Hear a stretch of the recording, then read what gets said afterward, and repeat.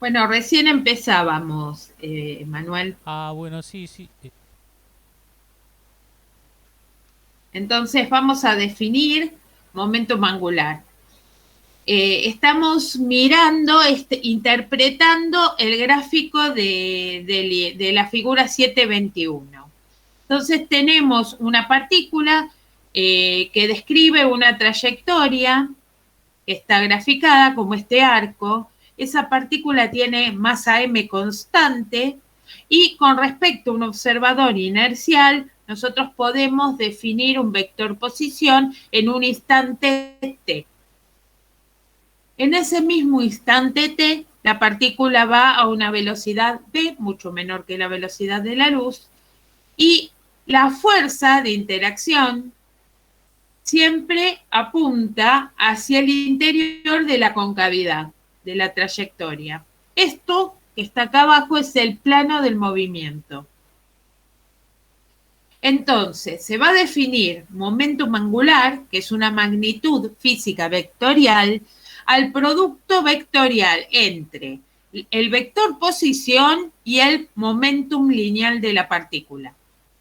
Bueno, como el momentum lineal de la partícula es la masa por el vector velocidad, entonces el momentum angular es el producto vectorial entre el vector posición y la masa por el vector velocidad. La masa, siendo constante y siendo un escalar, se puede sacar afuera de ese producto vectorial y entonces me queda que el momentum angular es la masa por el producto vectorial entre el vector posición y el vector velocidad. Si miramos acá en la imagen, entonces, este vector posición lo podemos trasladar, ¿verdad?, hacia la partícula, haciéndolo salir de la partícula, sí. En este sentido, como señalo con el puntero. Por la regla de la mano derecha, cuando uno multiplica R por B, el sentido que nos da con el pulgar es saliendo del plano de movimiento. Ese es el vector momentum angular. Este vector es siempre perpendicular al plano que definen la velocidad y el vector posición. Ese plano. Y en general siempre cambia porque, bueno, el plano ese va cambiando, salvo que el movimiento se realice en un único plano. Como por ejemplo el movimiento circular. Bueno, veamos un caso particular para el movimiento en un plano, que sería el caso más sencillo para el momentum angular. Entonces tenemos un movimiento circular. Nosotros sabemos que el movimiento circular se caracteriza porque la trayectoria es un círculo. El centro de la trayectoria es O y vamos a poner al observador en nuestro centro de la trayectoria. La partícula se está moviendo, así como yo estoy haciendo con el puntero, de esta manera. Entonces tenemos una partícula que tiene masa m y en el instante t se puede definir un vector posición de la partícula y la velocidad. Siempre son perpendiculares.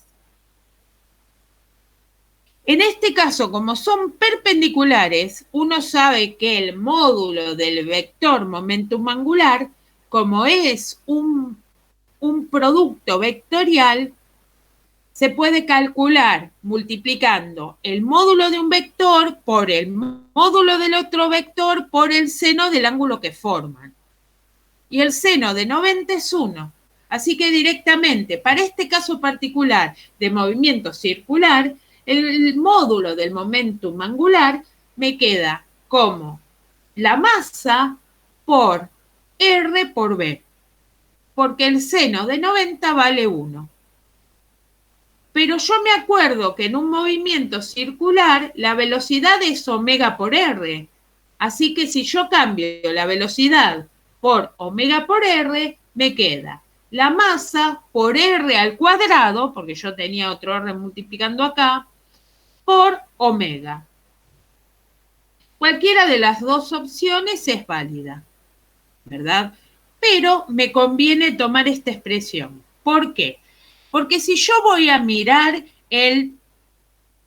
o sea, traslado la R por la regla de la mano derecha, poder calcular el producto vectorial y ver cuál es la dirección y el sentido que tiene el momentum angular, me doy cuenta que cuando aplico el producto vectorial R por B, el pulgar de la mano derecha sale del plano de movimiento hacia arriba. Es decir, que el vector momentum angular es un vector que puede estar representado como este vector que está acá. Y como el movimiento ocurre de esta manera, también por la regla de la mano derecha, omega me lo define el pulgar que está también hacia arriba. Es decir, que en un movimiento circular, omega y L tienen la misma dirección y el mismo sentido.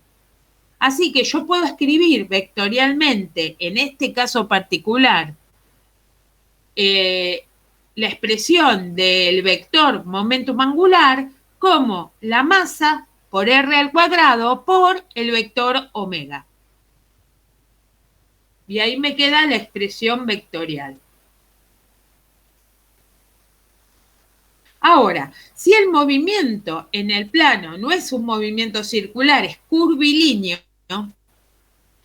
pero sí está en el plano, entonces yo sé que la velocidad vectorial podía descomponerse en dos direcciones. Vamos a ver la imagen. Tenemos entonces el movimiento en un plano de nuevo, pero ahora la trayectoria no es un círculo, es una curva cualquiera. Entonces, en un instante t, la partícula está en un punto de esa trayectoria. Podemos definir entonces el vector posición y el vector velocidad de la partícula. La velocidad sabemos que siempre se puede descomponer en dos direcciones, ¿verdad? Una que es la dirección radial, que es este vectorcito, y otra que es la dirección tangencial. O sea que la velocidad se descompone en BR y betita. Si nosotros planteamos de nuevo la fórmula para el momentum angular, me queda la masa por el producto vectorial de R por, bueno, puedo escribir la velocidad como la suma vectorial de las dos componentes de la velocidad, BR y betita. Hago la propiedad distributiva, ¿no? La masa por R por BR me quedaría, y después me queda la masa por R por betita. Ahora, ¿qué sucede? Cuando uno hace la masa por R por BR, tanto R como BR, los dos están en la misma línea, con lo cual el seno del ángulo es el seno de 0 grado. Y el seno de 0 grado vale 0. Eso significa que el producto vectorial, cuando los vectores están en la misma línea, me da 0. R por BR me va a dar 0. Así que directamente desaparece ese término y lo único que me queda es la masa por R multiplicada vectorialmente por betita. Entonces, betita, yo me acuerdo de cuando vimos las componentes normal y tangencial de la velocidad, que betita era R por la derivada de tita respecto del tiempo. De esta manera yo puedo escribir el módulo del momentum angular como m por r cuadrado, porque tengo el r de la fórmula y el r de la betita, por la derivada de tita respecto de t. Este es el módulo. ¿Y cómo sé cómo es el vector? Y bueno, simplemente lo que tengo que hacer es aplicar la regla de la mano derecha. Tengo r y tengo betita, ¿verdad? Entonces lo que hago es multiplicar r por betita y el vector me da saliendo del plano de movimiento.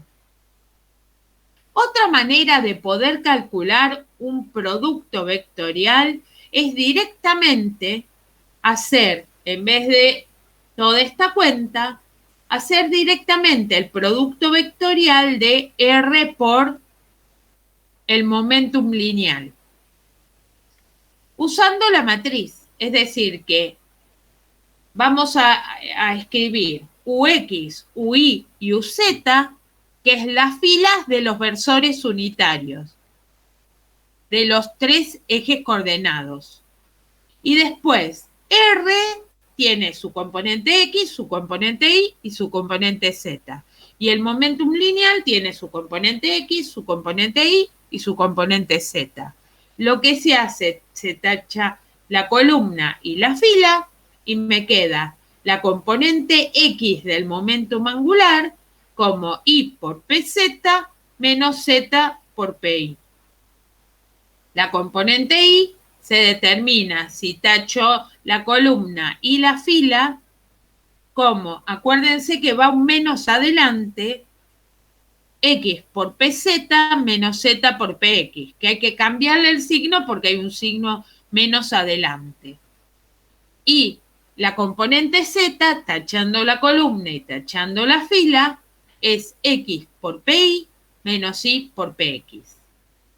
Cualquiera de las dos definiciones se puede aplicar para calcular el momentum angular. Para este caso particular que estamos hablando, ¿no? Lo estamos aplicando.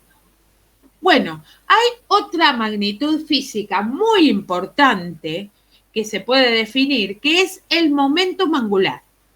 La derivada del momentum angular, que es el torque. Bueno, vamos a ver cómo me queda la cuenta cuando derivamos el momentum angular.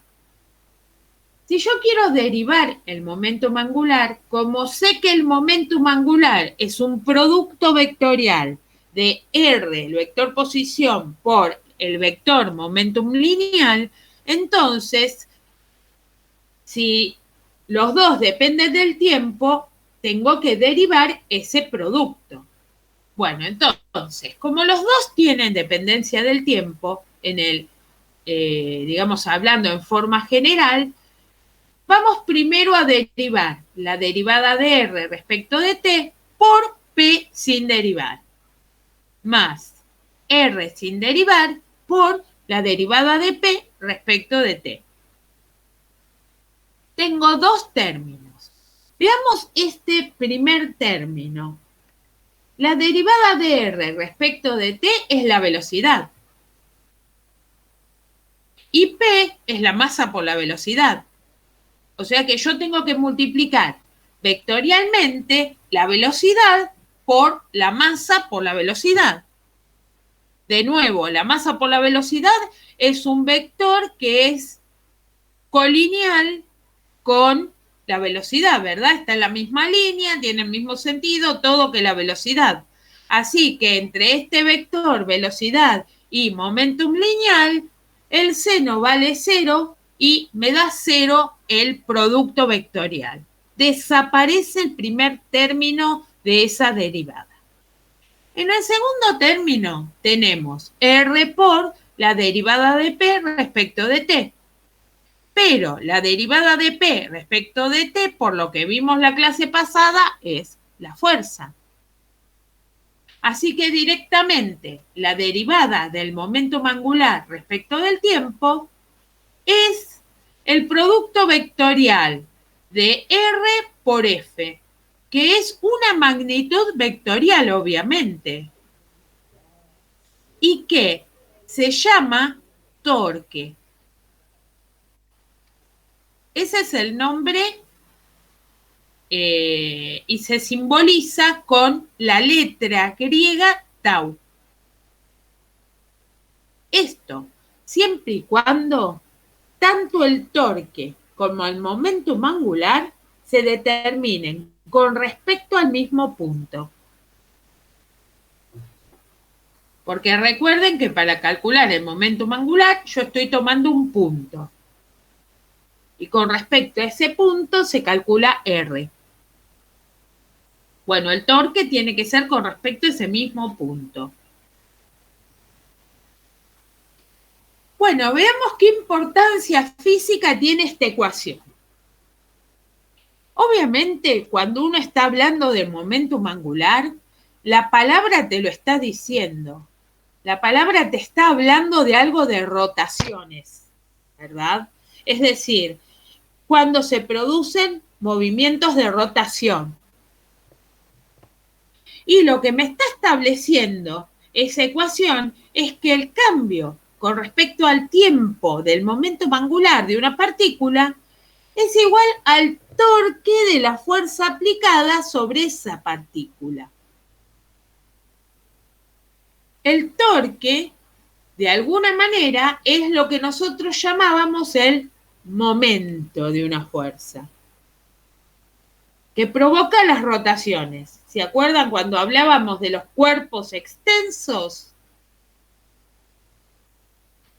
Bueno, entonces, veamos y estudiemos el caso especial de las fuerzas centrales. Yo sé que las fuerzas centrales son las fuerzas que están, de alguna manera, se dirigen hacia el centro de la trayectoria de la partícula, ¿no? Entonces, esas fuerzas centrales tienen la particularidad de pasar por O, por el punto S donde uno va a estar calculando el momento angular. Entonces, si el torque aplicado sobre una partícula es cero, o sea que el torque, que es el producto vectorial de R por F, es igual a cero, entonces yo puedo tener dos posibilidades para que ese torque me dé igual a cero. Una es que la fuerza valga cero. Y la otra es que el producto vectorial me dé igual a cero. Por eso el torque vale cero. Ahora, ¿qué significa físicamente que el torque te dé cero? Como el torque era la derivada del momento angular respecto del tiempo, si me da cero, quiere decir que el momento angular no está cambiando, no se está modificando, no está variando con respecto al tiempo. Es decir, que el momento angular es una constante. Y esto entonces se daría solamente en dos condiciones, con dos condiciones. O que la fuerza valga cero, es decir, es una partícula libre, no está interactuando entonces. O bien que el producto vectorial valga cero. Y eso lo vimos recién.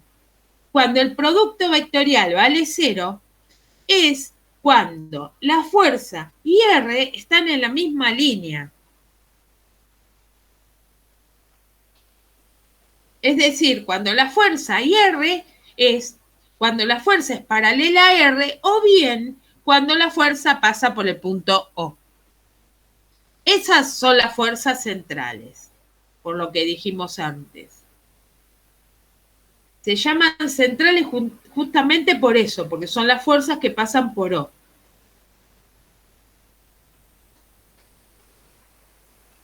En ese caso, cuando hay fuerzas centrales aplicadas sobre una partícula, entonces decíamos que el momento angular permanece constante.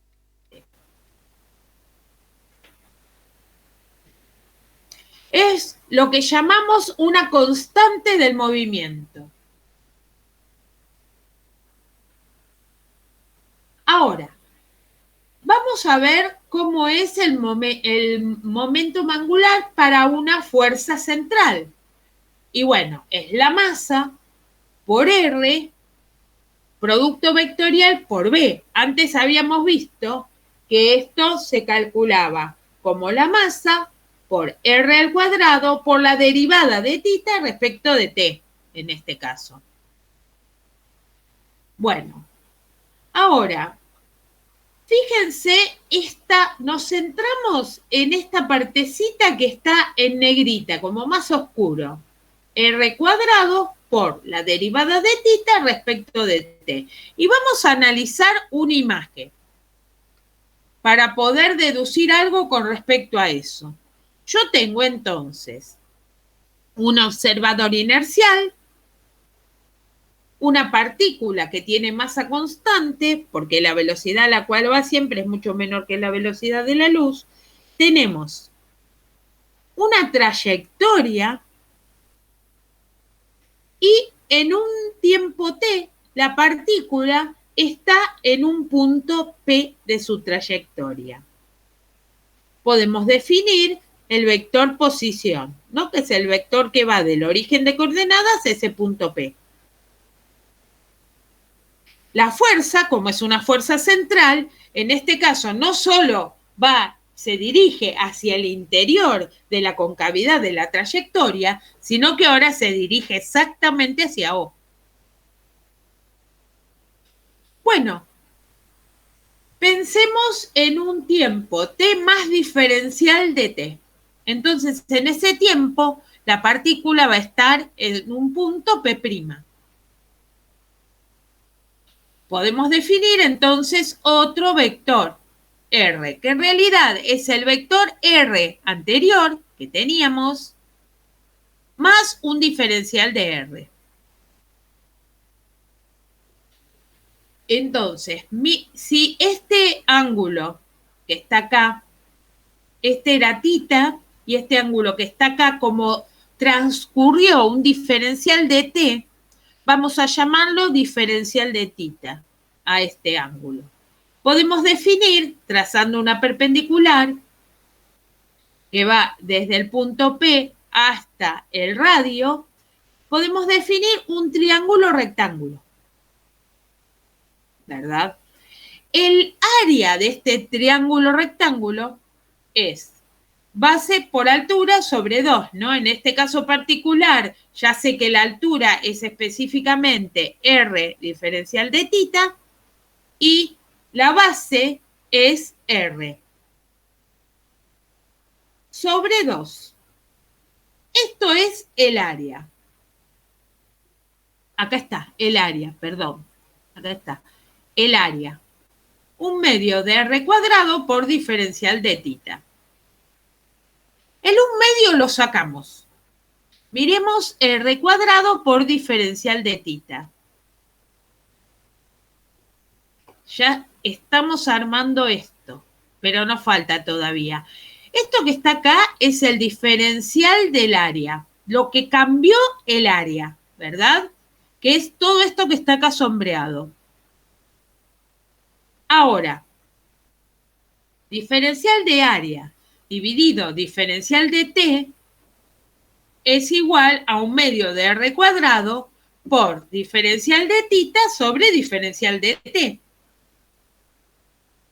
¿Verdad? ¿Qué es esto que está acá? El área barrida por el radio vector. Ahora, si yo miro lo que tengo acá arriba, que sé que es constante, es R cuadrado por diferencial de θ sobre diferencial de t.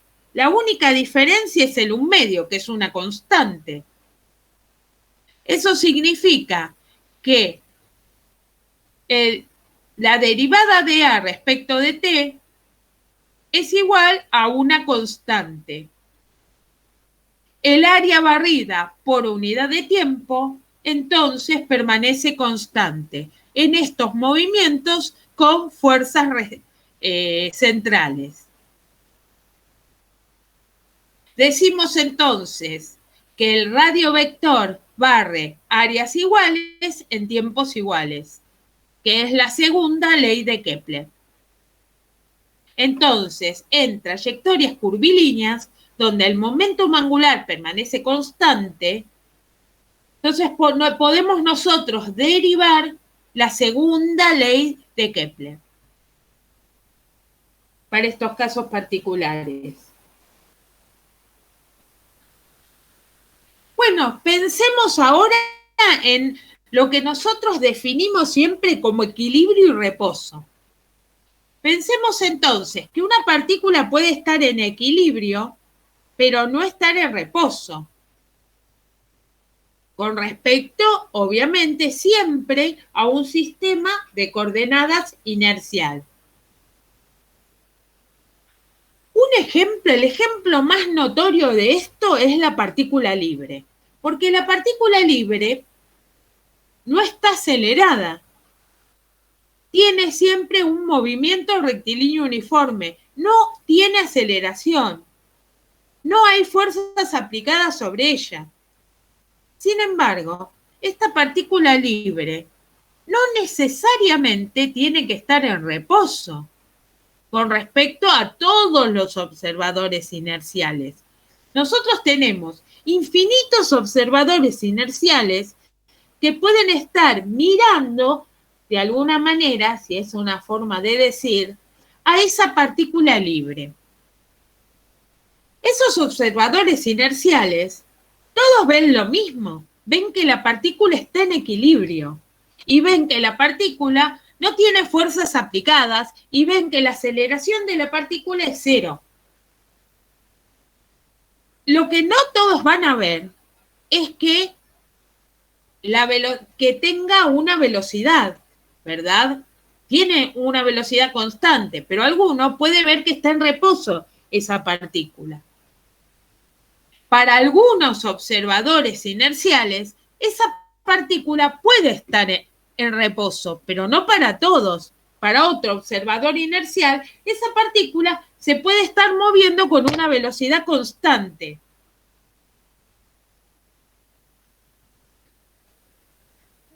Es decir, está en equilibrio, pero no necesariamente está en reposo. Ahora, esta partícula que está en equilibrio, para algún observador inercial en particular, puede estar en reposo. ¿Se entiende lo que estoy hablando? Estamos hablando de, digamos, el tema de movimiento relativo, ¿no es cierto? Lo que vimos hace 2 clases atrás, cuando hablábamos de movimiento relativo.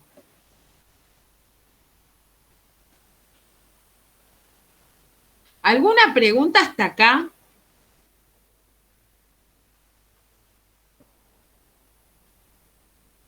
No, por ahora no, profe. No, profe. ¿Se entiende?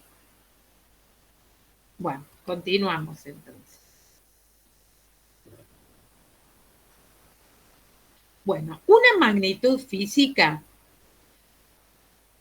que muchas veces es importante conocer es el impulso.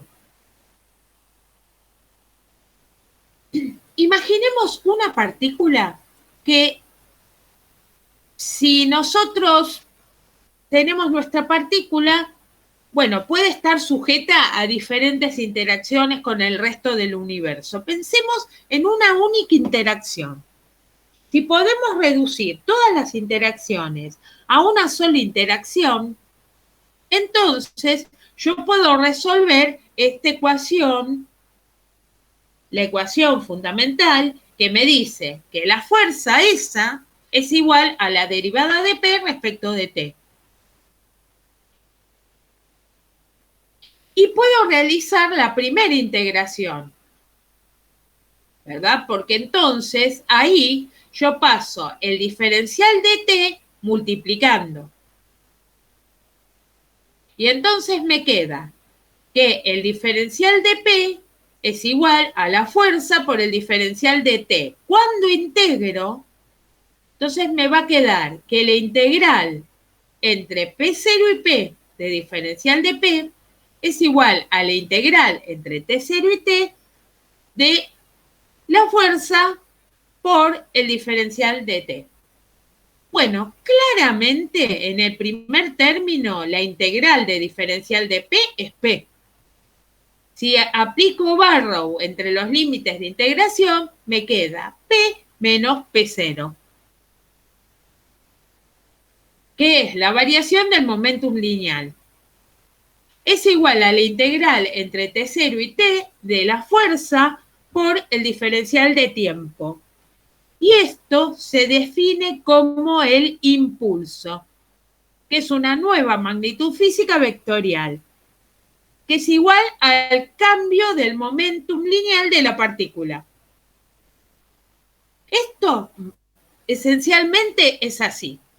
Si yo tengo una fuerza, pensemos que si la fuerza es constante, directamente en la resolución de esta integral sería muy básica, ¿no? O sea que si tengo la fuerza constante, sale del integrando y lo que me queda es la fuerza por un delta de t, un intervalo de tiempo. Básicamente, entonces, el impulso vendría a ser como fuerza por tiempo. No siempre se puede calcular tan fácil, pero digamos que este impulso es igual a la variación del momentum lineal de la partícula. Y que esencialmente, para el caso particular de fuerzas constantes, esto se puede definir como, el impulso se puede definir como fuerza por delta de t. No siempre se puede realizar tan simple. Vuelvo a repetir. Ahora, ¿qué sucede? Si la fuerza aplicada es una fuerza muy grande, pero el intervalo de tiempo es muy chiquitito, tal vez una fuerza mucho menor aplicada a un intervalo de tiempo más grande produce una variación en la cantidad de momentum lineal más importante en la partícula. Se puede de alguna manera interpretar así esta magnitud física. Bueno, sigamos indagando en esta magnitud física. Es una magnitud física muy importante porque de alguna manera queda expresada como la variación del momentum lineal de la partícula. De alguna manera, cuando se aplican fuerzas en una partícula, se produce una variación en la cantidad de momentum lineal de la partícula. Entonces, yo sé que este impulso es igual a la variación del momentum lineal de la partícula. Si yo paso la masa, que es constante, la paso dividiendo al impulso, y paso B0, que está restando, sumando, me queda esta expresión. Me queda que la velocidad es igual a la velocidad inicial más 1 sobre la masa por el impulso. Recordando que la masa es la derivada de R respecto de T, esto se transforma entonces en una ecuación diferencial, porque me queda la derivada de R respecto de T, que es igual a B0, B0 es constante, es la velocidad inicial en el tiempo cero, en el tiempo inicial, más 1 sobre la masa, que es una constante, por el impulso. Pasando entonces el diferencial de t para el otro lado multiplicando, puedo resolver la ecuación diferencial integrando. Y me queda que la integral entre R0 y R de diferencial de R es igual a la integral entre T0 y T de la velocidad inicial más 1 sobre la masa por el impulso. Bueno, por diferencial T. La integral de diferencial de R es R. Pero cuando aplicamos los límites de interacción usando Barrow, me queda R menos R0, así que por eso este R0 aparece acá sumando. Entonces, R es igual a R0 más. Bueno, B0 es una constante. Cuando se integra con el diferencial de T, me queda B0 por T. Imaginemos que T0 es igual a 0 para simplificar la notación. Más. Y entonces ahora me queda 1 sobre M es una constante que sale del integrando.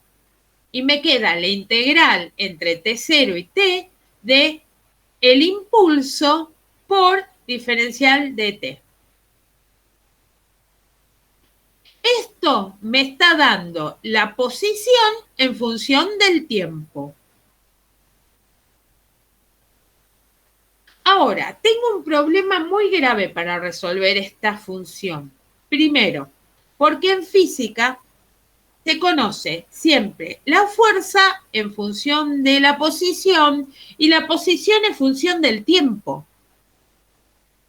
Entonces, de alguna manera, yo acá tengo una función del tiempo que necesitaría conocer. Y para poder resolver esta ecuación y no solamente pensar, bueno, cuando la fuerza es constante, entonces ahí siempre es fácil resolverlo. Para poder resolver esa integral, lo que tengo que recurrir es a técnicas matemáticas, que nos llevan a resolver dos conceptos nuevos o a definir dos conceptos nuevos. El concepto de trabajo y el concepto de energía.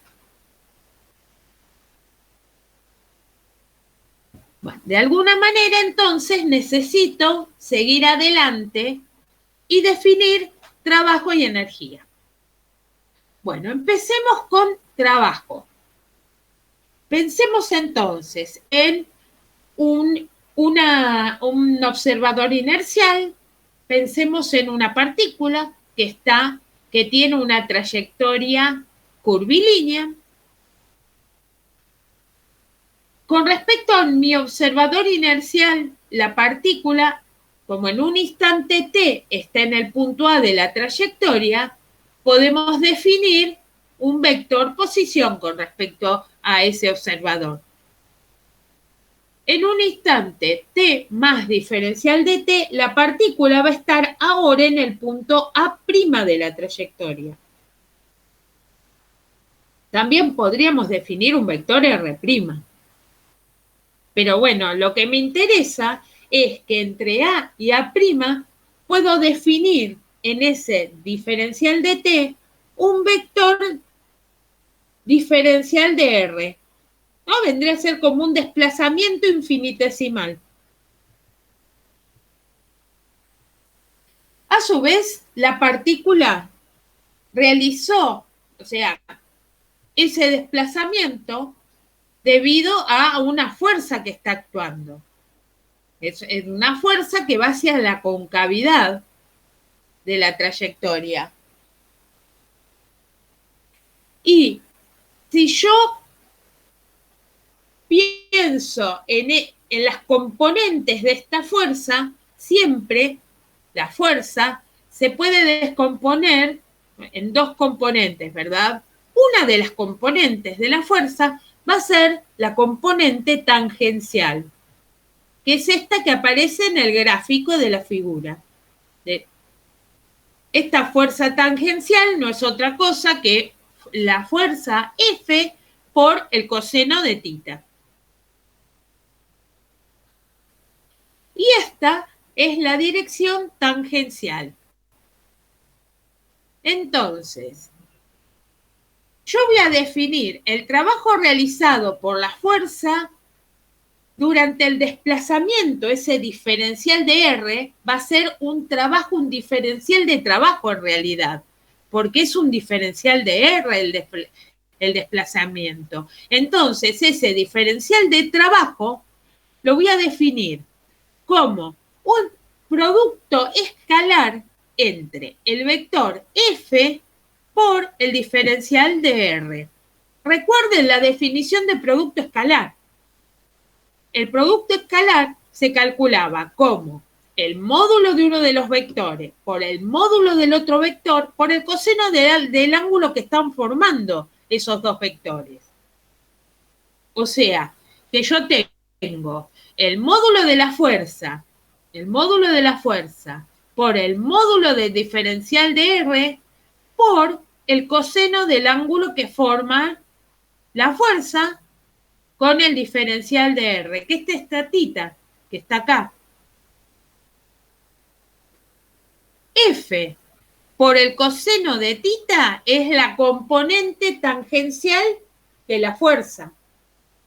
Y diferencial de R, bueno, en un diferencial cuando uno está calculando el módulo del vector, recuerden que cuando es un diferencial, el vector es tan chiquitito que se aproxima a la curva. Prácticamente es la curva diferencial de S, da lo mismo que el vector diferencial de R en módulo. Entonces podemos cambiar y podemos escribir directamente que el diferencial de trabajo lo vamos a definir como el producto entre el módulo de la componente tangencial de la fuerza aplicada sobre la partícula por el diferencial S. Bueno, acá está escrito de otra manera esta conclusión, o sea que el trabajo, que en realidad es el diferencial del trabajo, es igual al producto del desplazamiento por la componente de la fuerza a lo largo del desplazamiento. Yo puedo tener un trabajo, ¿verdad? Que es un diferencial de trabajo. Pero ahora, si yo quiero calcular el trabajo total para trasladar la partícula desde el punto A hasta el punto B, ahora la fórmula esa no me sirve. Yo lo puedo pensar como que yo acá tengo el punto A, ¿no? Y acá tengo el diferencial de R1. Se trasladó hasta este otro punto. Ahora este sería el punto A2, ¿verdad? Y acá un diferencial de R2. Acá el punto A3, un diferencial de R3. Y así vamos llegando, diferencial, más diferencial, más diferencial, más diferencial. Vamos llegando de A hasta B.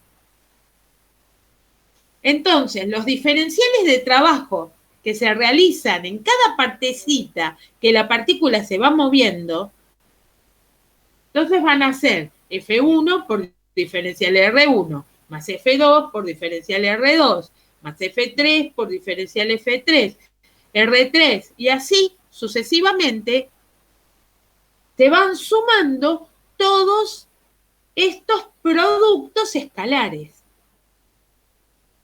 Pero entonces, si yo hago esta sumatoria, entonces esta sumatoria me quedaría, como son infinitesimales, me quedaría directamente la integral entre A y B de F por diferencial R, de este producto escalar, que no era otra cosa que la integral entre A y B de la componente tangencial de la fuerza por diferencial S.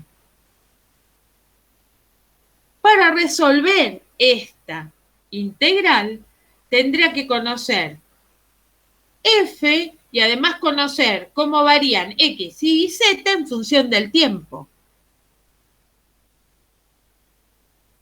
O de alguna otra variable, ¿no? Que me permita poder seguir integrando. Bueno, veamos el caso particular más sencillo para después poder continuar con esto. Entonces, cuando la fuerza es constante en dirección y en magnitud, y además es una fuerza que es paralela al desplazamiento, es el caso más simple para trabajo que nos podemos imaginar, entonces esta integral entre A y B de F por diferencial S, directamente ahora es F, porque está en la dirección del desplazamiento, así que no ponemos la componente tangencial, queda F, Y acá me queda F por la integral entre A y B del diferencial de S, que no es otra cosa que S, que es la longitud de la curva que hace la trayectoria.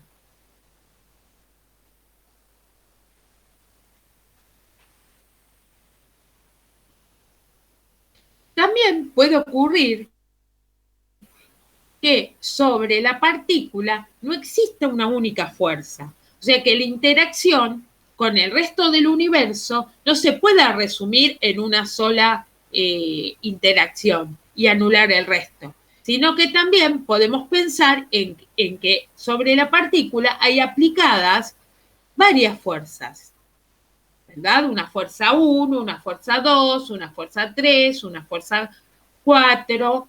Entonces, todas estas fuerzas contribuyen para llevar la partícula desde el punto A al punto A', recorriendo ese diferencial de R como desplazamiento. Entonces, ahora, cuando yo quiero calcular el trabajo infinitesimal, el diferencial de trabajo, entonces, cada fuerza va a contribuir en parte a ese trabajo total. De esta manera, entonces tenemos el diferencial del trabajo debido a la fuerza 1 más el diferencial del trabajo debido a la fuerza 2 más el diferencial del trabajo debido a la fuerza 3 y así con todas las fuerzas. Como el desplazamiento es diferencial R, entonces me quedan estos diferenciales de trabajo como los productos escalares entre F1 por diferencial de R más F2 por diferencial de R más F3 por diferencial de R. Si saco factor común diferencial de R, lo que me queda acá es la suma vectorial de todas las fuerzas, es decir, la resultante. Así que en realidad yo puedo pensar en una resultante, ¿verdad?, que produzca el mismo efecto que todas las fuerzas que están aplicadas. Y entonces el diferencial de trabajo va a ser igual a esa resultante por el diferencial de R.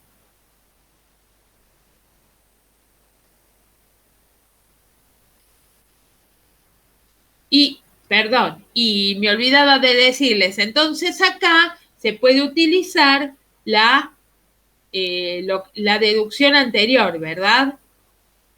Porque ahora la fuerza no es una única fuerza, porque son muchas fuerzas aplicadas, pero se pueden resumir a una única resultante. Y aplicar la misma fórmula.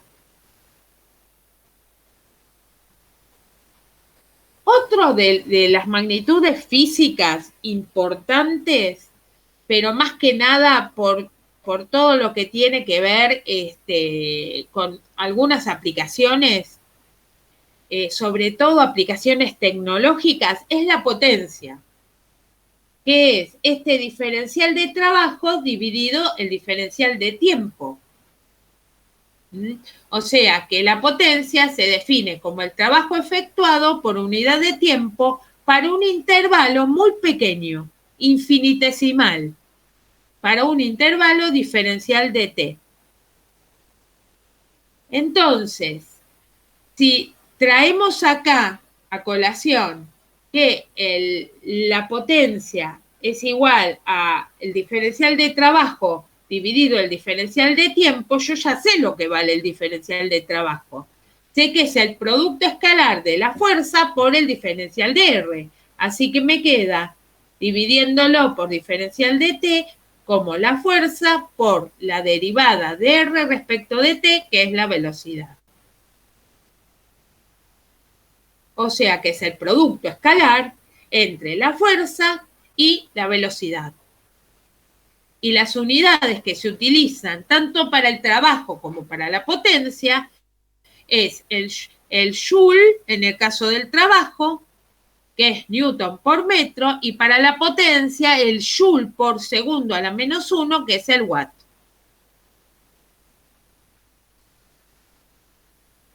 Bueno, continuamos entonces con esto del trabajo. Yo sé que de la relación que nosotros conocemos, que se aplicaba para fuerzas constantes, que la fuerza es igual a la masa por la aceleración, para el caso de un movimiento curvilíneo, yo ya sé, como el que tengo en la imagen, no es un movimiento curvilíneo. Entonces, este movimiento curvilíneo se produce debido a una fuerza que apunta hacia el interior de la concavidad de la trayectoria de la partícula. Esta fuerza se puede dividir en dos componentes, la fuerza normal y la fuerza tangencial. Y las aceleraciones también se pueden dividir en dos aceleraciones, la aceleración normal entonces y la aceleración tangencial. Entonces, en el caso de este movimiento curvilíneo, la aceleración va a tener esas dos componentes, la aceleración normal y la aceleración tangencial. Nos acordamos de la fórmula de la aceleración tangencial. Entonces, yo sé que en la dirección tangencial, la fórmula que le corresponde a la aceleración para esa componente es la derivada de b respecto de t. Y para la componente normal de la aceleración, el valor de esa componente normal es b cuadrado sobre ρ, donde ρ es el radio de curvatura. El radio de curvatura instantáneo de la trayectoria. Entonces, la fuerza tangencial, bueno, si yo estoy calculando la fuerza tangencial, únicamente me interesa o repercute en esta fuerza tangencial la aceleración tangencial. Es decir, que la fuerza tangencial va a ser la masa por la aceleración tangencial, que es la derivada de b respecto de t. Y el trabajo, yo me acuerdo que era el producto escalar entre la fuerza y el diferencial de R, ¿verdad? Pero también se podía escribir, ¿se acuerdan? Como la fuerza tangencial por el diferencial de S. Es decir, que es la masa por la derivada de B respecto de T por el diferencial de S. Yo puedo manipular este diferencial de T y lo paso dividiendo el diferencial de S.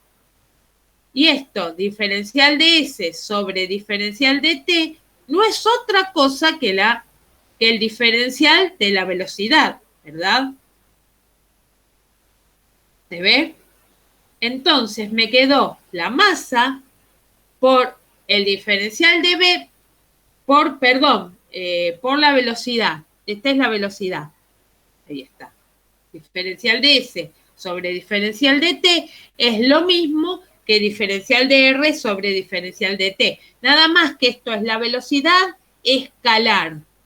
El módulo de la velocidad. Directamente. Entonces me queda la masa por el módulo de la velocidad por el diferencial de B. Bueno, esto es igual a la fuerza tangencial, o sea, la componente tangencial de la fuerza, por el diferencial S. Ahora, yo sé que el trabajo total para llevar la partícula desde A hasta B es la integral entre A y B de Ft por diferencial S, que es lo mismo que la integral entre A y B de la masa por B por el diferencial de B. La masa es una constante, sale afuera del integrando, no me molesta para nada. pero la velocidad por diferencial de v hay que integrarla y es la velocidad al cuadrado sobre 2. También se puede escribir como la velocidad al cuadrado por 1/2.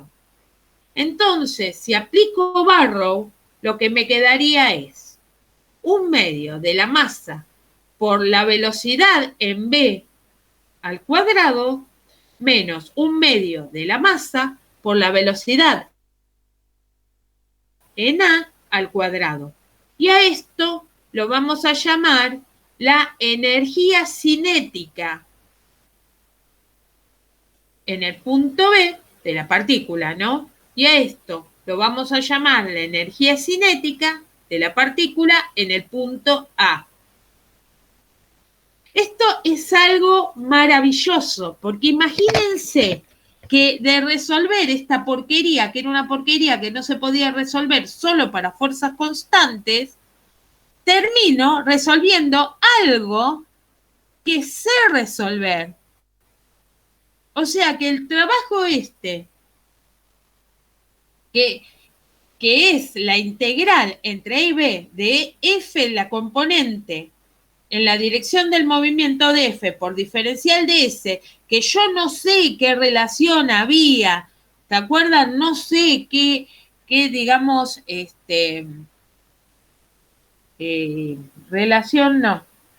¿Qué dependencia hay entre la fuerza esa y el tiempo, entre la fuerza y el resto de las magnitudes, entre la posición del punto y el resto y el tiempo, por ejemplo?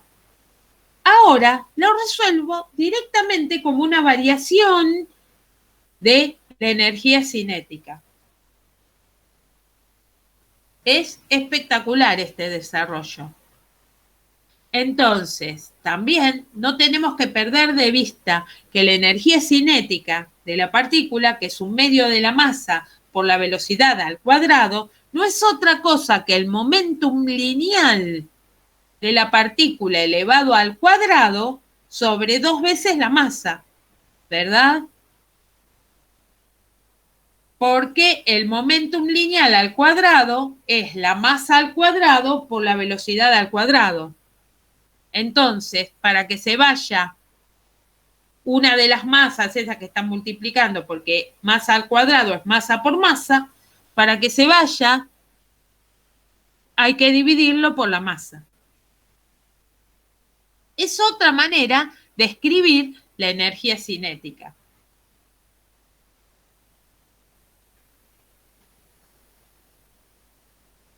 Bueno, veamos el significado físico que tiene entonces esta expresión. Nosotros llegamos que el trabajo es igual a la variación de energía cinética. O sea que el trabajo efectuado sobre una partícula es igual al cambio producido en su energía cinética. ¿Mm? Y esto es importantísimo tenerlo en cuenta, que este resultado es totalmente general. Cualquiera sea la naturaleza de la fuerza, cualquiera sea la trayectoria. Lo único que tengo que pedir es que las velocidades sean velocidades mucho más chiquitas que la de la luz, porque supuse la masa constante en todo el planteo. Pero solamente eso. Y las unidades para esta nueva magnitud física son las mismas que las unidades de trabajo, ¿no? Porque es la masa por la velocidad al cuadrado.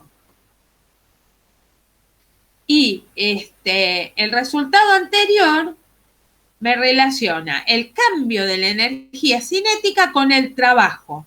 Y esto se parece mucho a lo que relaciona el impulso con el momentum, la variación del momentum lineal de la partícula. Con la única salvedad que, bueno, que el impulso se determinaba con una integral del tiempo. Y yo necesito conocer la fuerza, digamos, la dependencia de la fuerza con el tiempo. Acá no necesito conocer ninguna dependencia de la fuerza con nada.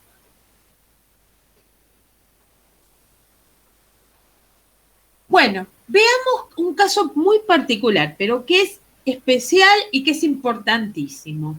¿Qué pasa con el trabajo de una fuerza que tiene magnitud y dirección constante? Entonces, vamos a considerar, como siempre, si miramos la representación gráfica, un observador inercial, ¿verdad? La partícula que se está moviendo con una trayectoria, con una velocidad mucho menor que la velocidad de la luz, eso siempre es igual. Y obviamente, siempre la fuerza aplicada sobre la partícula va hacia el interior de la concavidad. Entonces, cuando la partícula se mueve desde A hasta B, nosotros está siguiendo la trayectoria 1, ¿no? Esta partícula. Nosotros entonces podemos plantear que el trabajo es igual a la integral entre A y B del producto escalar de la fuerza por el diferencial de R. Como la fuerza es constante en módulo y en dirección, sale fuera del integral, ¿verdad? Y me queda directamente la integral de diferencial de R, que es R. Así que entonces me quedó la fuerza por, si aplico Barrow, es el delta de R, ¿no? RB menos RA.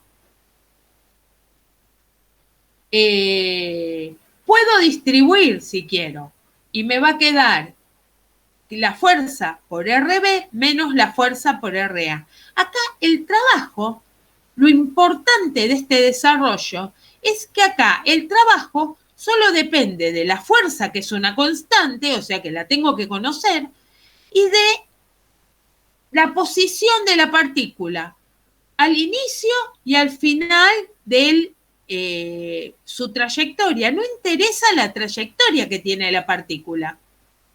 Entonces, no importa si la partícula tiene una trayectoria como la trayectoria 1 o la partícula tiene una trayectoria como la trayectoria 2.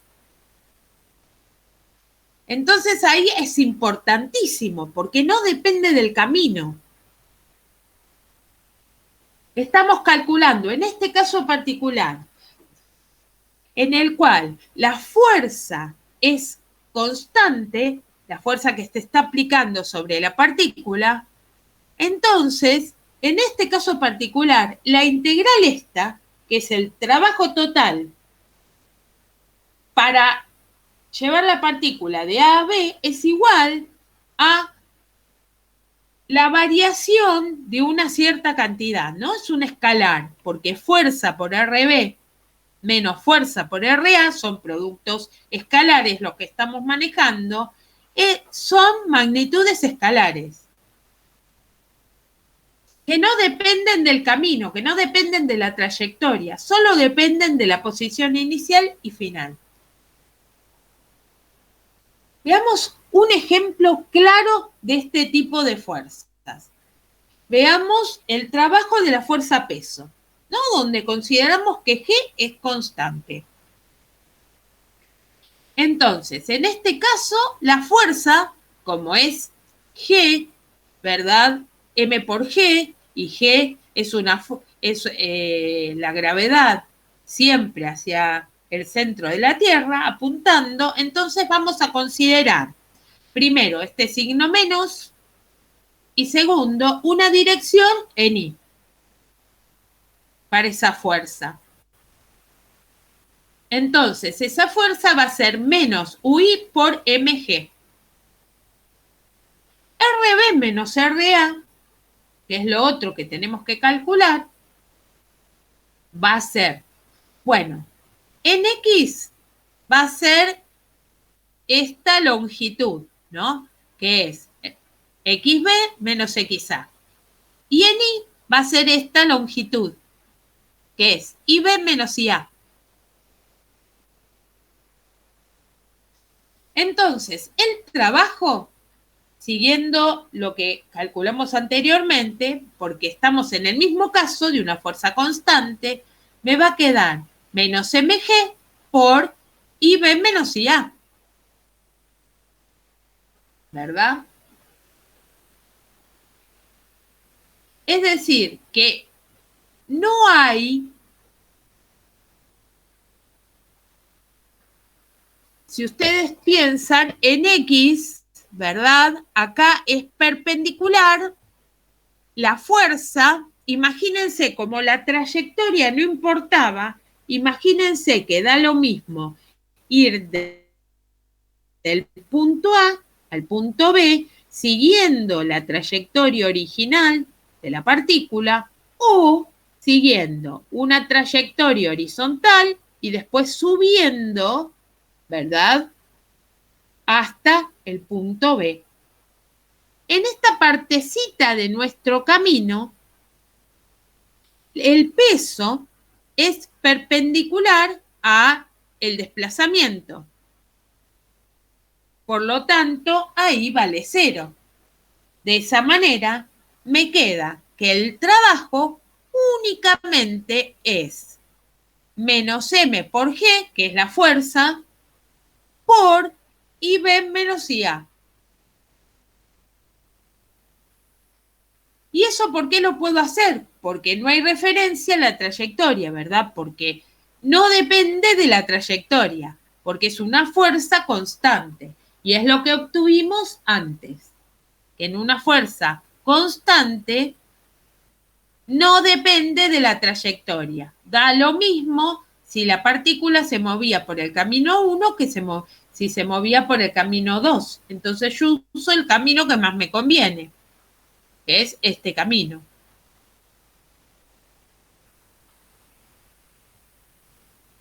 Es decir, que el trabajo, en definitiva, para esta fuerza únicamente depende de las diferencias de alturas entre, los extremos.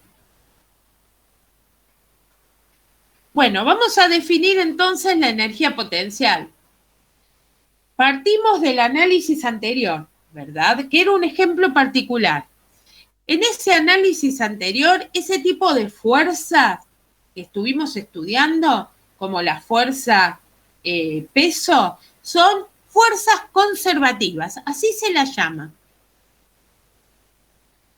¿Y eso por qué? Porque la dependencia del vector posición o de las coordenadas de X, de Y y de Z es tal que su trabajo puede ser expresada como la diferencia de una cantidad escalar, ¿verdad?, evaluada en los puntos inicial y final, que es lo que estuvimos analizando anteriormente, en los dos ejemplos anteriores.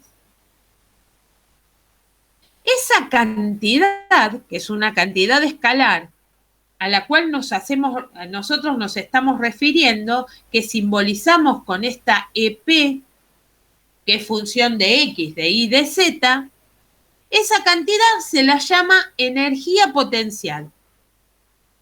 Y es función de la coordenada de las partículas.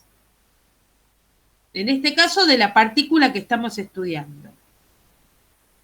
Entonces, resumiendo un poquito, vamos a decir que si F es una fuerza conservativa, entonces va a cumplir, por un lado, que el trabajo es igual a la integral entre A y B del producto escalar de F por diferencial R. Este trabajo me da la variación de esa cantidad escalar que nosotros llamamos energía potencial en el punto inicial menos en el punto, esa energía potencial en el punto final.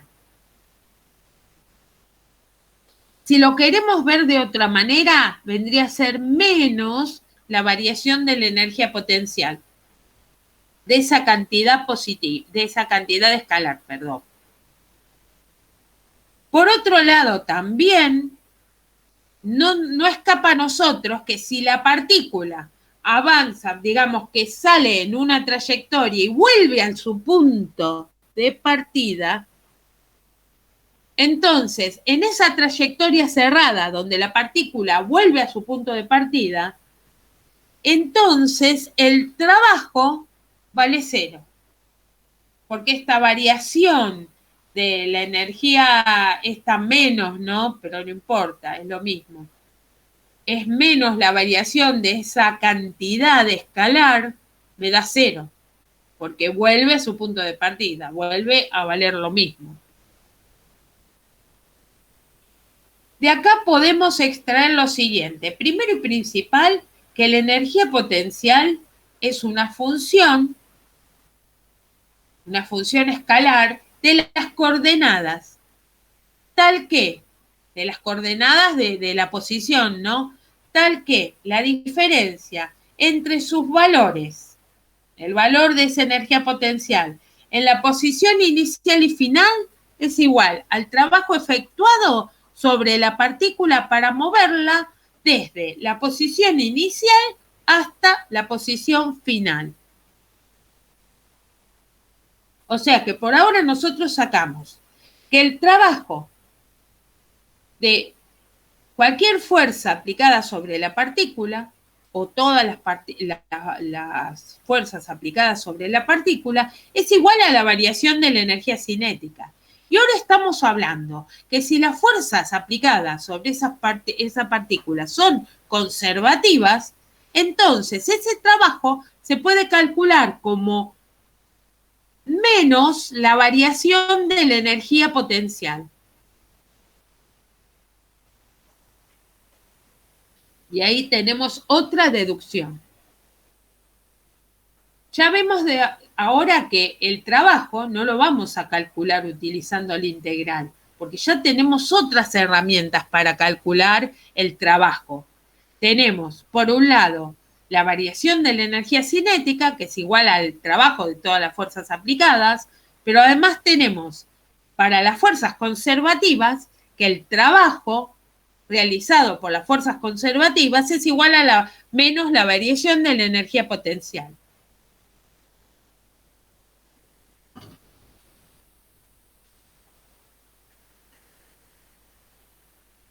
Bueno, también nos podemos preguntar qué sucede con la trayectoria. Bueno, yo sé que la fuerza de gravedad es una fuerza conservativa, eso lo sabemos. Y yo sé que la energía potencial es una cantidad escalar que es igual a la masa por G por I, por lo que vimos antes, ¿verdad? La deducción que sacamos antes. Si yo pienso en la energía potencial, entonces, correspondiente a una fuerza constante, esto va a ser menos la fuerza, porque acuérdense que la fuerza, a ver, volvemos un poquito para atrás, para ver cómo habíamos definido la fuerza, acá, ¿verdad? Menos el versor unitario por M por G. O sea que acá tenemos lo del versor unitario no nos importa. Tenemos M por G positivo. Entonces, es menos la fuerza por R, porque ahora R es la altura. En la definición de energía potencial, entonces aparece una constante arbitraria. ¿Por qué una constante arbitraria aparece? Porque yo lo que estoy definiendo acá no es la energía potencial, es menos la variación de la energía potencial. Entonces, cuando uno define la variación de algo, entonces uno tiene esa, digamos, función escalar en un punto menos esa función escalar en otro punto, porque depende de la posición. Y uno lo que en realidad está calculando con el trabajo es la variación de esa energía potencial, cambiada de signo. Entonces acá aparece una constante arbitraria que al restarla se cancela, porque yo estoy haciendo una resta ¿verdad? Es como que yo hago la energía potencial en el punto final menos la energía potencial en el punto inicial. Y yo lo que estoy calculando en realidad es una variación. Entonces aparece esa constante arbitraria. Esa constante arbitraria no importa, porque después se cancela cuando uno hace la resta. Gracias a esto es importantísimo, porque gracias a esto yo puedo elegir el nivel de energía potencial 0 en la posición que a mí me convenga. Porque total, lo que me interesa es calcular las variaciones de la energía potencial. Y voy a decir que además que el trabajo efectuado por las fuerzas conservativas es independiente de la trayectoria. En general, uno puede pensar que entonces el trabajo de las fuerzas conservativas es igual a menos la variación de la energía potencial. Uno puede elegir el nivel de energía potencial 0 en forma arbitraria, porque total lo que me importa es la variación de la energía potencial. Y además, ese trabajo de las fuerzas conservativas es independiente de la trayectoria, cosa que también es importantísima.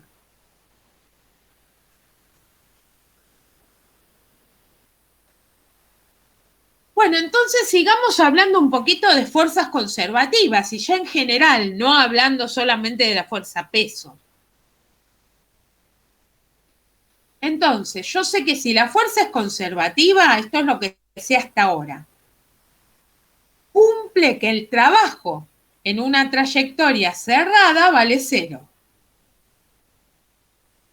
Y recíprocamente, ¿por qué? Porque si yo sé que tengo la duda y hay una fuerza y quiero saber si es conservativa, entonces si el trabajo en una trayectoria cerrada me da 0, ya sé que es conservativa.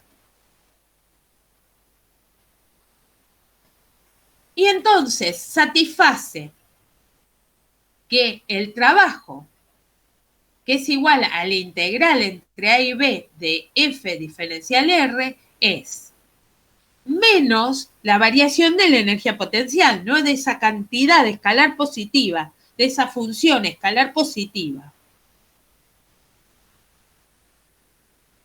Entonces, para que pase esto, fíjense que esto es una variación, ¿no? Cambiada de signo, pero en definitiva es una variación.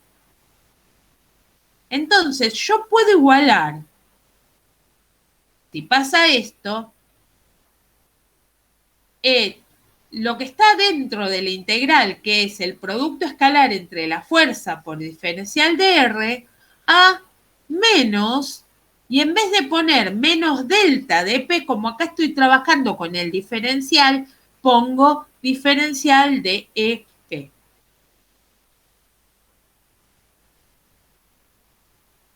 Esto es necesario que suceda para que se cumpla lo anterior.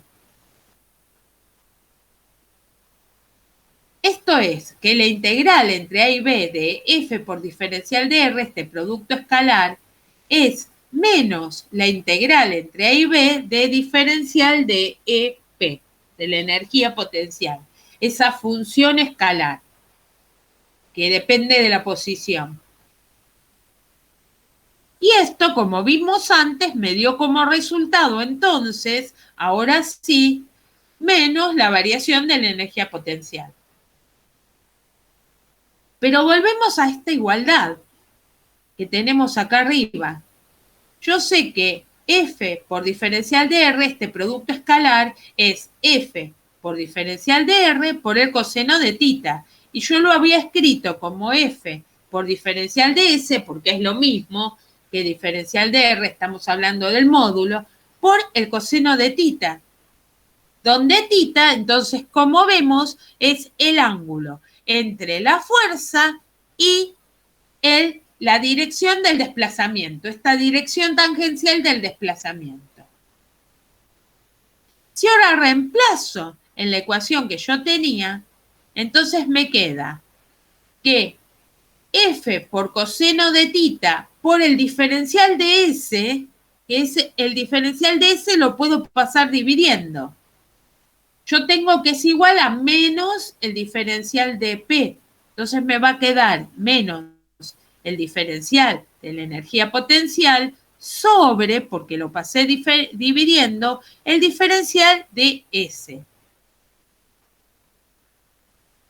F por coseno de tita, yo sé que es la componente de la fuerza en la dirección del desplazamiento, en la dirección tangencial. O sea que me queda que esa componente de la fuerza es igual a menos la derivada de la energía potencial respecto de S. Veamos el significado físico que tiene. Entonces, como decíamos recién, como F por el coseno de tita es la componente de la fuerza en la dirección del desplazamiento, si conocemos la energía potencial, que es función de la posición, podemos conocer entonces la fuerza, la componente tangencial de la fuerza, haciendo, ¿qué cosa? Menos la derivada de P respecto de S. O sea, haciendo la derivada direccional, se llama, de la energía potencial en la dirección de S. Cambiada de signo.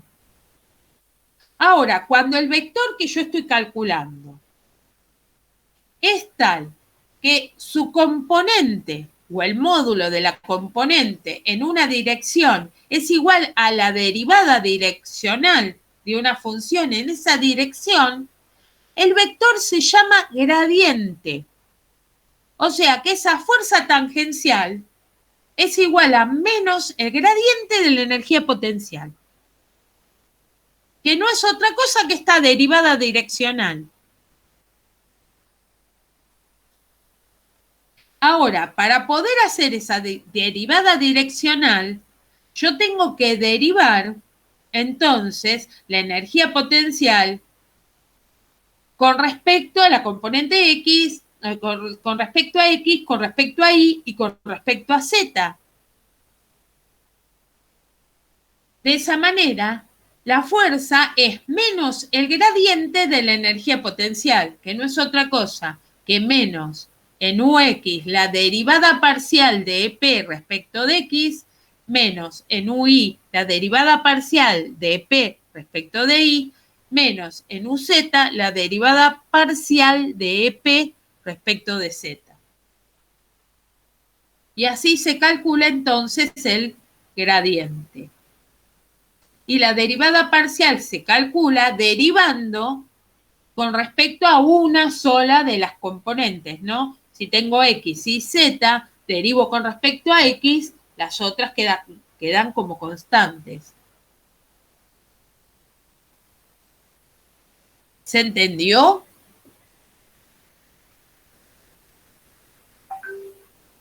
¿Hasta ahora?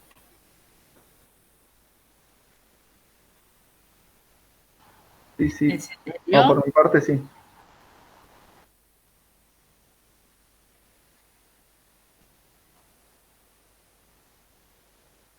Bueno. Cualquier cosa pregunten, ¿eh?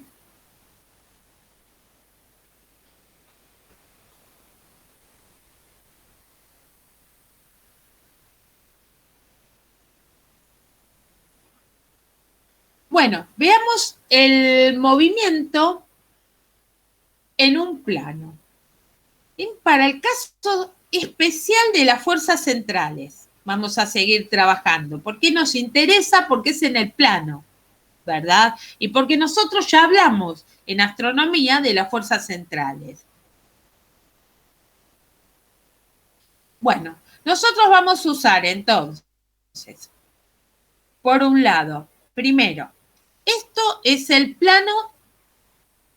A ver, voy a poner el puntero. Este es el plano de movimiento, ¿verdad? Acá tenemos nuestro observador inercial, tenemos la trayectoria de la partícula en un tiempo t, la partícula está en el punto, en este punto, con una masa m constante y una velocidad v. Y tenemos el vector posición, que es este rojo, r, y la fuerza central, es decir, que la fuerza se dirige hacia O. En un intervalo diferencial de t, entonces ahora la partícula se encuentra en este otro punto y el vector es r', el vector posición, y obviamente vamos a tener un diferencial de S, un diferencial R también, que lo podemos tomar, y un diferencial de tita. Entonces,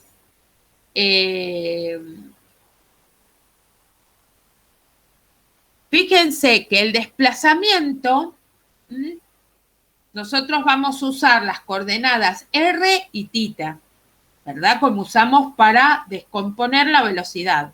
El desplazamiento a lo largo del radiovector R es diferencial R, que es lo que vimos en la imagen anterior. ¿Se acuerdan? Ese diferencial de R. Y el desplazamiento perpendicular era R diferencial de tita. O sea, nos tenemos que remitir, acá es el mismo ejemplo, cuando hablamos de las fuerzas centrales.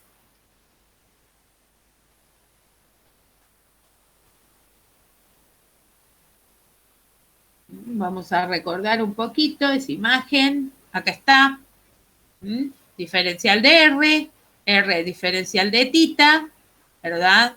Diferencial de S, que está sobre la curva, que acá no está señalizado. Y, bueno, diferencial de tita. Tenemos la velocidad y tenemos un área sombreada, ¿verdad? Esto lo habíamos usado para fuerzas centrales. Bueno, ¿no?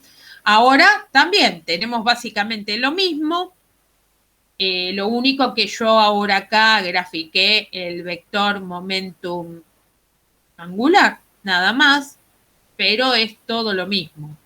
Entonces tenemos una fuerza R, que va a ser, la fuerza R es menos la derivada de EP respecto de R. Todo porque partimos de lo anterior, ¿verdad? Ahora tenemos R y tita, habíamos dicho, en lugar de tener X, Y y Z.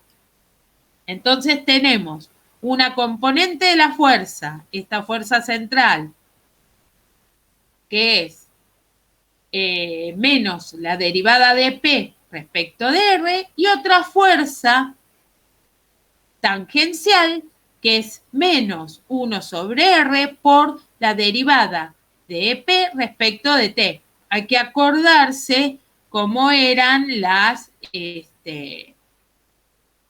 ¿verdad? Las deducciones que habíamos hecho para las componentes normal, radial y normal de la aceleración.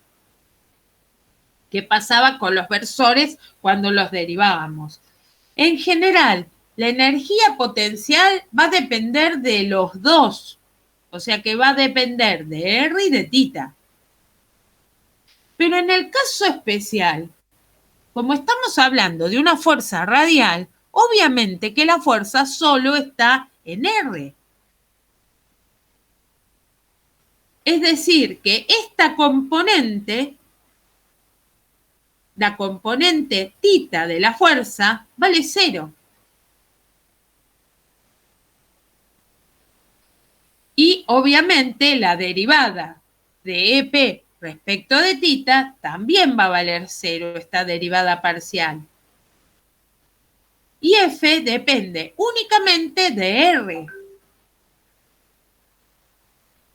Es decir, que la energía potencial es únicamente función de R, en este caso, en las fuerzas centrales.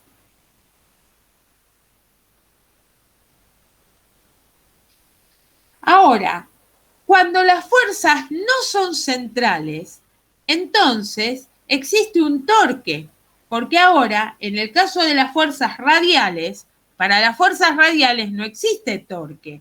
¿Por qué? Porque era uno de los casos en que la derivada de L respecto de T me daba 0. ¿De acuerdo? Pedíamos que el momento angular sea una constante y eso valía únicamente cuando la partícula estaba en estado libre, cosa que acá obviamente no está sucediendo, pero además valía cuando el producto vectorial daba 0 y era justamente para las fuerzas centrales. Así que acá tenemos que plantear entonces el torque. Acá además está valiendo 0. La energía potencial solo depende de R, ¿verdad? La fuerza, la componente tangencial de la fuerza vale 0 y además el torque también vale 0. Pero ¿qué pasa cuando las fuerzas no son centrales? Entonces ahora sí existe un torque alrededor del punto O. Y ese torque se va a calcular entonces con la fuerza como el producto de F θ por R. ¿Y por qué F θ por R? Y porque dijimos antes que cuando las fuerzas son centrales no contribuyen al torque. Entonces, el torque es F θ, que es la componente tangencial de la fuerza, por R. Es decir, que siempre que la energía potencial depende del ángulo, actúa un torque sobre el sistema causando un cambio en el momento angular en dirección perpendicular al plano del ángulo. O sea que este torque es en dirección perpendicular al plano del ángulo.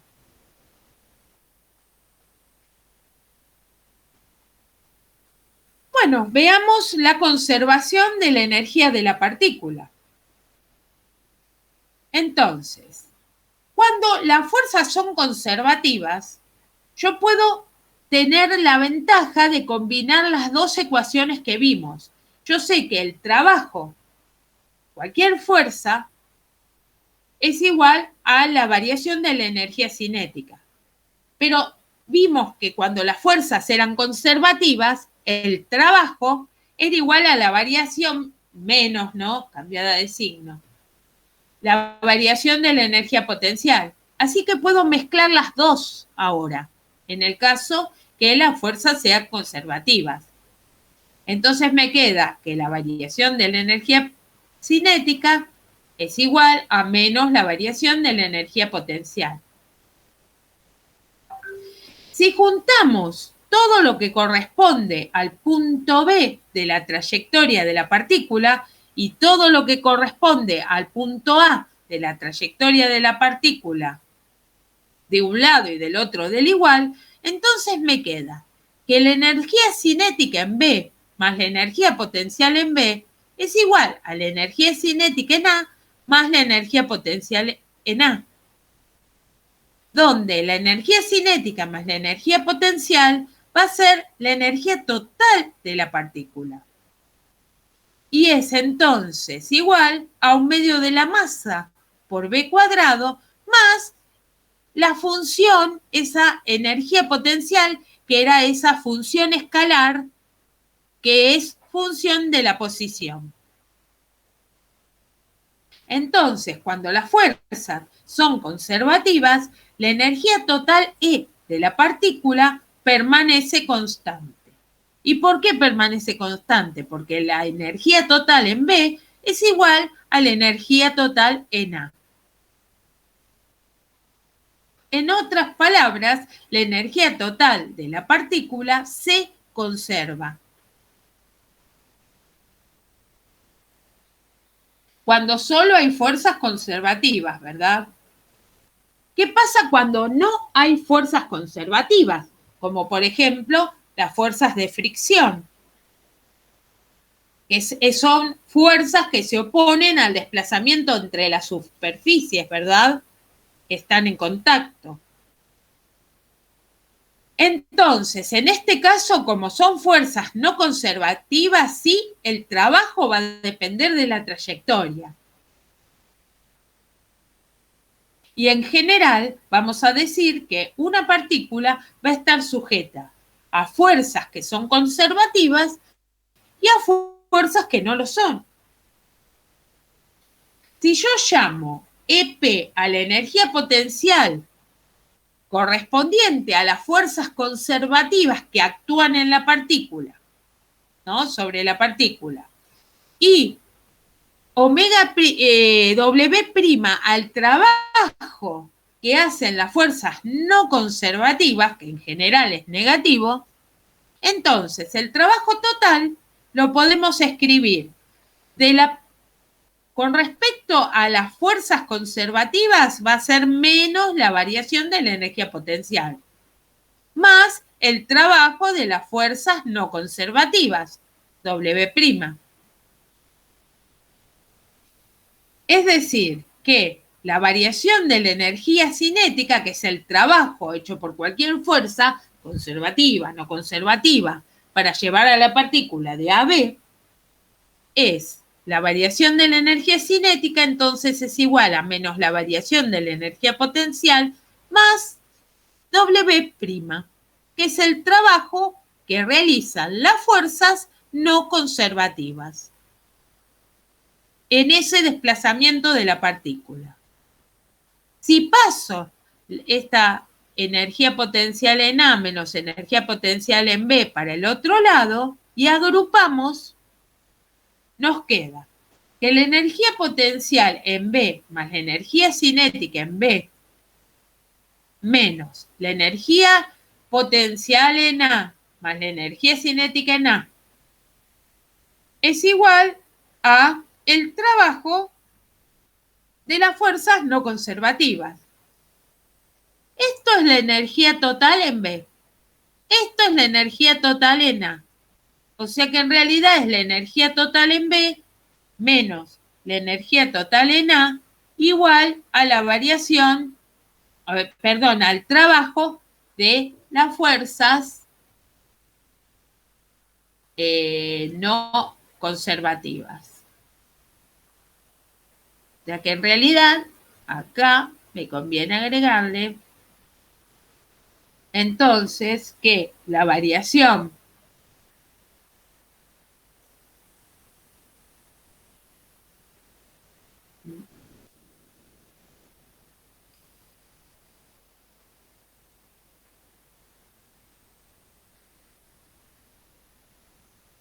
bueno, acá va lento el delta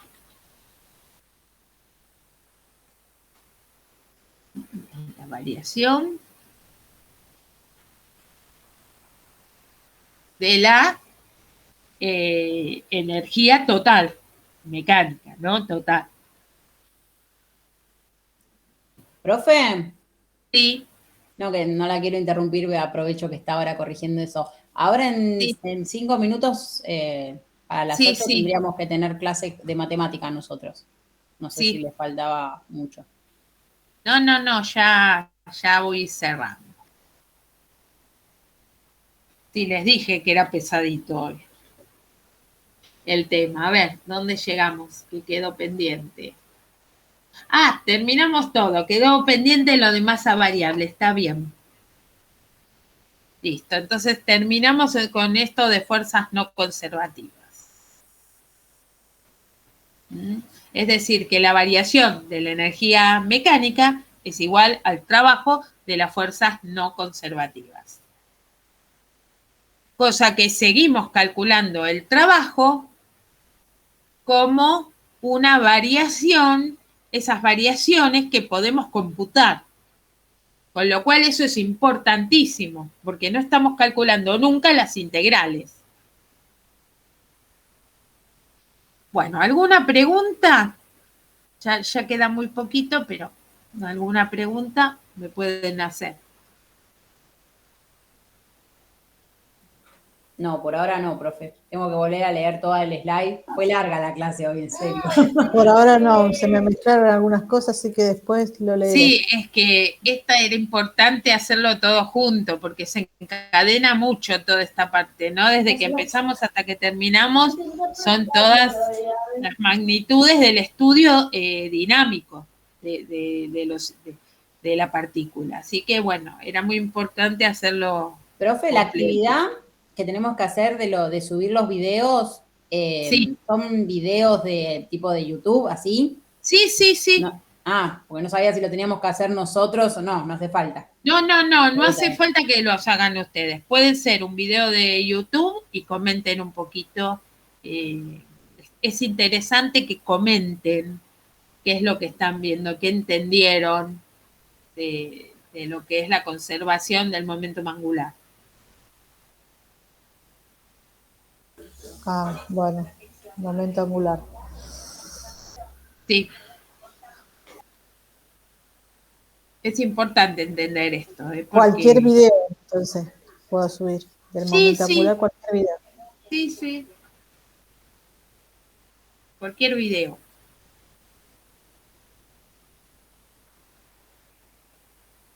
Bueno, yo estoy cansada. Profesora, yo tengo un lío en la cabeza, me da vuelta la partícula.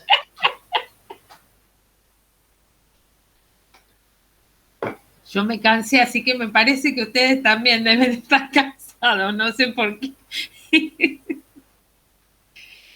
Bueno. Bueno, chicos. ¿Tiene más clase ahora, profe? Tengo otra clase de astronomía. Bueno, aprovecha a descansar aunque sea 5 minutitos. Sí. Así sí. Sí.